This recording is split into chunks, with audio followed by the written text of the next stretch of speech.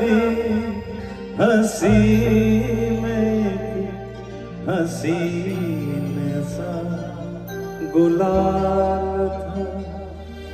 मैं सोचता था मेरा नाम गुनगुना रही है वो, ना जाने क्यों लगा मुझे कि मुस्कुरा रही है वो शाम कुछ अजीब थी।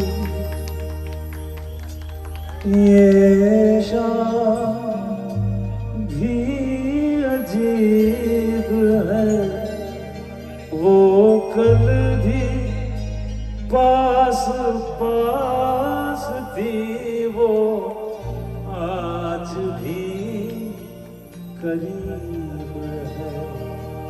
वो कुछ अजीब थी। শুভরাত্রি, সবাই ভালো থাকবেন। এই বছর যেন সবার খুব ভালো যায়। সৌরভ দা খুব ভালো থাকবেন। সৌরভ দাকে আপনারা সব সময় সাপোর্ট করবেন, সব সময় সহযোগিতা করবেন। Thank you so much.